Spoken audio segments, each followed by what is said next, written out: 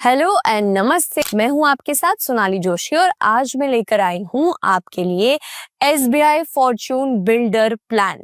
SBI life smart fortune builder एक individual unit linked non participating life insurance savings product है जो आपकी सारी इंश्योरेंस और फाइनेंशियल नीड्स को एक ही प्लान के अंदर पूरा करने की कोशिश करता है।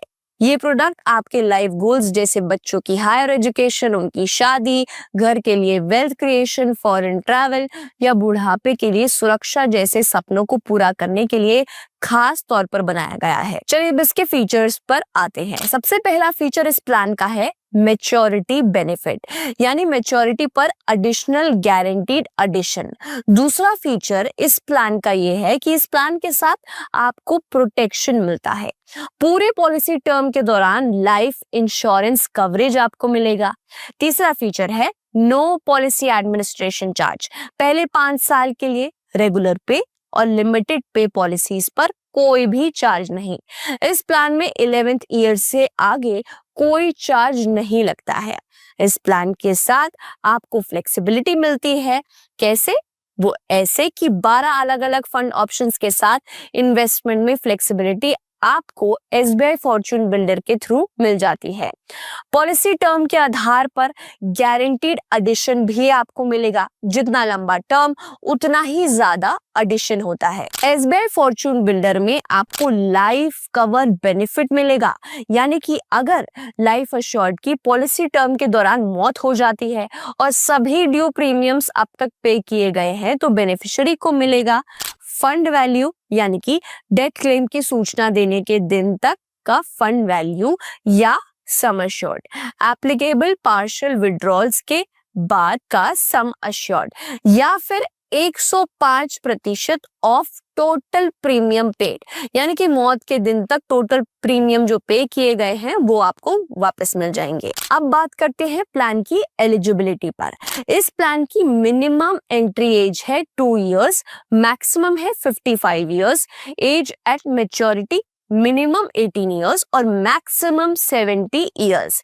प्लान टाइप है रेगुलर पे, लिमिटेड पे और सिंगल पे। इस प्लान में आपको मिलेंगे 12 फंड ऑप्शन। सबसे पहला फंड है इक्विटी फंड।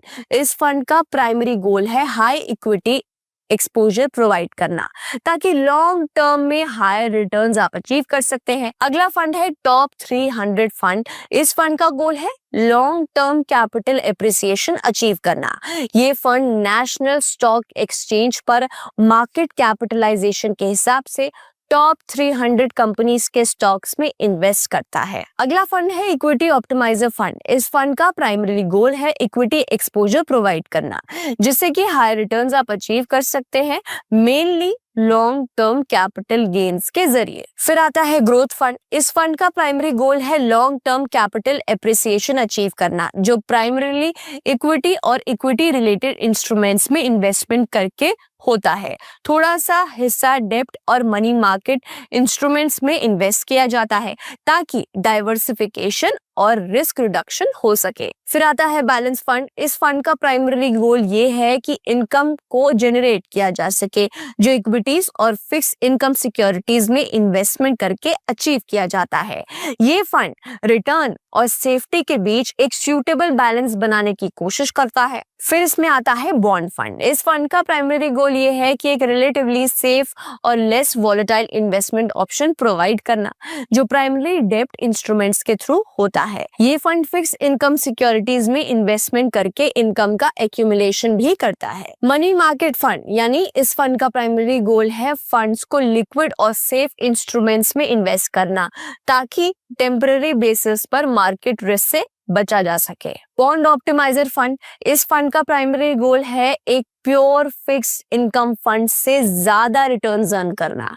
ये fund government securities, corporate bonds, money market instruments और इक्विटी इंस्ट्रूमेंट्स में 25% तक इन्वेस्टमेंट करता है। Pure fund. इस फंड का प्राइमरी गोल है हाई इक्विटी एक्सपोजर प्रोवाइड करना, ताकि लॉन्ग टर्म में हायर रिटर्न्स अचीव किए जा सके। ये फंड उन सेक्टर्स में इन्वेस्ट करता है जो बैंक और financial institutions, breweries and alcohol, entertainment, hospitality, animal produce और शुगर इस सेक्टर की कंपनीज में इसमें इन्वेस्टमेंट नहीं होता। मिड कैप फंड, इस फंड का प्राइमरी गोल है हाई इक्विटी एक्सपोजर प्रोवाइड करना, जिससे कि लॉन्ग टर्म में हायर रिटर्न्स अचीव किए जा सकते हैं। ये fund predominantly mid cap companies में इन्वेस्ट करता है। अगला फंड है कॉर्पोरेट बॉन्ड फंड। इस फंड का प्राइमरी गोल है पॉलिसी होल्डर्स के लिए एक स्टेडी इनकम अर्न करना, जो डेब्ट इंस्ट्रूमेंट्स में इन्वेस्टमेंट करके अचीव किया जाता है।